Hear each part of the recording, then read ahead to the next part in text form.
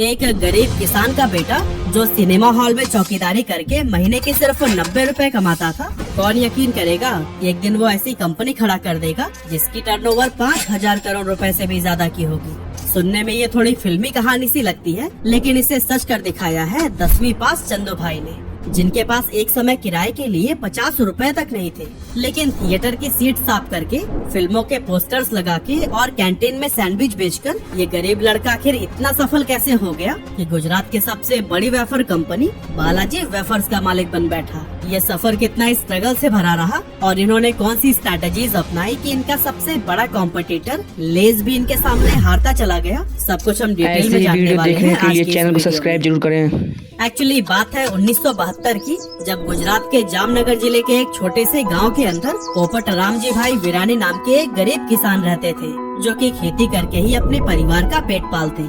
इन्हें खेतों के ही सहारे जैसे तैसे गुजारा हो रहा था, लेकिन एक साल ऐसा आया कि उनके एरिया में बारिश ही नहीं हुई और सारी फसलें बर्बाद हो गयी। और फिर इसके बाद भी कभी सूखा तो कभी बिन मौसम बरसात ने पोपट रामजी भाई और उनके परिवार का जीवन मुश्किल में डाल दिया था। और फिर इन्हीं सभी प्रॉब्लम से ही तंग आकर उन्होंने 20,000 रुपए में अपनी पुश्तैनी जमीन बेच दी और फिर मिले पैसों को अपने 3 बेटों चंदू भाई वीरानी, मेघजी भाई वीरानी और भीखू भाई वीरानी को बांट दिया, ताकि वो इनसे कोई व्यापार शुरू कर सके। पिता से पैसे मिलते ही 15 साल के चंदू भाई अपने ऐसी वीडियो देखने के लिए चैनल को सब्सक्राइब जरूर करें। और वहाँ उन्होंने एग्रीकल्चरल प्रोडक्ट्स और फार्म इक्विपमेंट का व्यापार शुरू किया।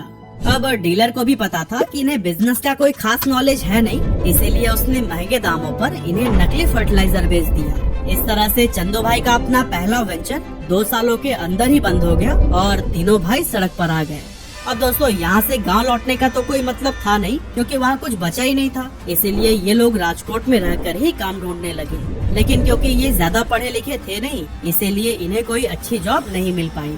और इस टाइम पर फाइनेंशियल ट्रबल्स भी इतने ज्यादा बढ़ गए थे कि वो अपने घर का किराया जो सिर्फ 50 रुपए था वो भी पे नहीं कर पा रहे थे, और इसकी वजह से मकान मालिक ने भी उन्हें बाहर का रास्ता दिखा दिया। हालांकि कुछ समय बाद ऐसी वीडियो देखने के लिए चैनल को सब्सक्राइब और लाइक जरूर करें। चौकीदारी का काम मिला, जिसकी सैलरी थी महीने के 90 रुपए।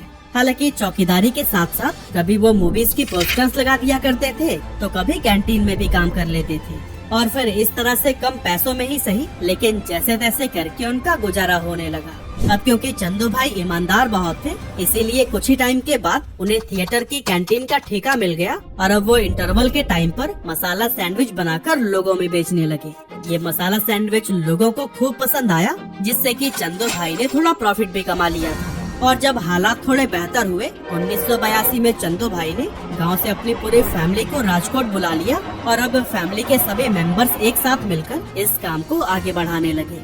पर दोस्तों, एक बहुत बड़ी प्रॉब्लम यह थी कि उनका सैंडविच आसपास में पॉपुलर तो बहुत हो गया था, वीडियो देखने के लिए लाइक और सब्सक्राइब जरूर कर दें। बच जाते थे, उनमें अगले दिन फंगस लग जाता और वो पूरी तरह से बर्बाद हो जाते थे। और इन डेली के नुकसान से चंदू भाई भी अब परेशान रहने लगे। और फिर इसी परेशानी के चलते उन्होंने सोच विचार करना शुरू किया कि आखिर ऐसा क्या बेचा जाए जो कि कई दिनों तक खराब ना हो। और दोस्तों, इसी दौरान चंदू भाई को पोटैटो वेफर्स बेचने का आइडिया आया। चंदू भाई ने ये आलू के पतले चिप्स किसी वेंडर से खरीदने की डील की और अपनी कैंटीन में बेचने लगे। लेकिन आगे चलकर इस बिजनेस में भी उन्हें यह प्रॉब्लम फेस करनी पड़ी कि वेंडर टाइम पर उन्हें सप्लाई ही नहीं करता था। और फिर जब लोग इंटरवल में आकर चिप्स मांगते तो कई बार वो कैंटीन में अवेलेबल ही नहीं होते थे। कभी सप्लाई में डिले और कभी टूटे फूटे पोटैटो वेफर्स की वजह से चंदू भाई बहुत ज्यादा तंग आ गए और फिर उन्होंने सोचा कि अब वो किसी वेंडर के भरोसे न रहकर खुद का ही चिप्स बनाकर बेचेंगे। उस टाइम पर चंदू भाई के पास 10,000 रुपए की सेविंग्स थी और इन्हीं पैसों की ही मदद से उन्होंने 1982 में अपने बरामदे में एक छोटा सा टीन सेट लगाया और रात में कैंटीन बंद करने के बाद पोटैटो वेफर्स खुद ही बनाने लगे। शुरुआती समय एक्सपीरियंस न होने की वजह से काफी मुश्किलों से भरा रहा, क्योंकि इनके चिप्स कभी जल जाते तो कभी नरम ही रह जाते थे। लेकिन कुछ दिनों की मेहनत के बाद आखिरकार इन्होंने परफेक्ट पोटैटो वेफर्स बनाना सीख ही लिया। अब घर पर ही इन चिप्स को बनाने की वजह से चंदू भाई क्वालिटी को भी कंट्रोल कर पाए, जिससे कि इनकी बिक्री काफी तेजी से बढ़ने लगी। इनके पोटैटो वेफर्स की लोकप्रियता को देखकर थिएटर ऑनर ने चंदू भाई के साथ में पार्टनरशिप कर ली और जल्द ही ये 3 अलग अलग थिएटर्स की कैंटीन को भी चलाने लगे। इस तरह से अब चंदू भाई का काम निकल पड़ा और इनके पोटैटो वेफर्स की डिमांड भी बढ़ती ही चली गई। कुछ ही समय में इन्होंने 25 से 30 मर्चेंट्स को भी अपने चिप्स सप्लाई करने शुरू कर दिए और फिर धीरे धीरे ये पूरे राजकोट में पसंद किए जाने लगे। लेकिन दोस्तों मार्केट में और भी कई सारे लोग थे जो कि वेफर्स बनाकर बेच रहे थे। ऐसे में अपनी अलग पहचान बनाने के लिए चंदू भाई ने 1984 में अपने पोटैटो वेफर्स को एक नाम देने की सोची और फिर नाम का आइडिया उन्हें उनके कैंटीन के बगल में मौजूद एक हनुमान मंदिर बालाजी से मिला और फिर इस तरह से बालाजी वेफर्स नाम के अंडर उनके ये पोटैटो वेफर्स आने लगे। लेकिन ये तो बस अभी शुरुआत थी, क्योंकि इतनी सारे कैंटीन्स और मर्चेंट्स से जुड़ने के बाद इनके वेफर्स की डिमांड और भी ज्यादा बढ़ने लगी और एक समय तो ऐसा आया कि परिवार का हर सदस्य दिन रात मेहनत करके भी डिमांड को फुलफिल नहीं कर पा रहा था। ऐसे में चंदू भाई ने सोचा कि क्यों न वेफर्स बनाने वाली मशीनरी लगाई जाए ताकि कम समय में ज्यादा से ज्यादा प्रोडक्शन किया जा सके। इसी सोच के साथ जब वो मशीन खरीदने पहुँचे तो उन्हें पता चला कि ये तो बहुत ही ज्यादा महंगी है, लेकिन इतने पैसे तो उनके पास थे ही नहीं। तो आखिर अब क्या किया जाए? काफी सोचने समझने के बाद उन्होंने मशीन की फंक्शनिंग को समझना शुरू किया और जब उन्हें समझ आ गया कि ये काम कैसे करती है तो इन्होंने करीब 5000 रुपए में बाजार से अलग अलग पार्ट्स खरीदकर खुद ही अपने लिए पोटैटो पिलिंग और चॉपिंग मशीन बना डाली। और दोस्तों अगले कुछ सालों तक इसी मशीन के सहारे ही इनका काम चलता रहा और इनका व्यापार भी ग्रो करता गया। राजकोट में एक्सपेंशन के बाद अब चंदू भाई चाहते थे कि इनके वेफर्स देश के बाकी एरियाज में भी पॉपुलर हो, लेकिन इसके लिए जरूरत थी एक बड़े लेवल पर प्रोडक्शन की।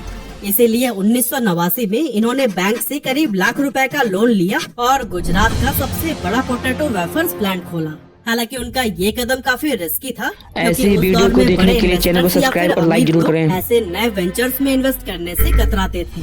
ऐसे में अगर लोन लेने के बाद भी बिजनेस नहीं चला तो फिर लॉस का सारा बोझ उन्हें खुद ही उठाना पड़ता। लेकिन दोस्तों ऐसा समय आया ही नहीं, क्योंकि गुजरते वक्त के साथ इनका मार्केट शेयर और कस्टमर्स बढ़ते ही चले गए।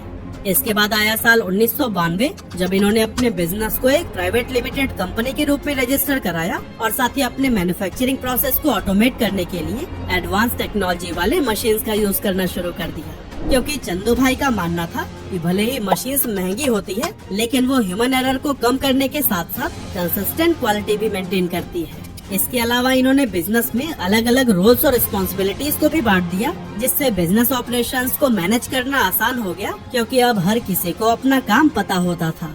और फिर आगे चलकर अपना डिस्ट्रीब्यूशन नेटवर्क मजबूत करने के बाद से तो चंदू भाई की कंपनी बालाजी लोकल से उठकर पहले रीजनल और फिर नेशनल लेवल का ब्रांड बन गया।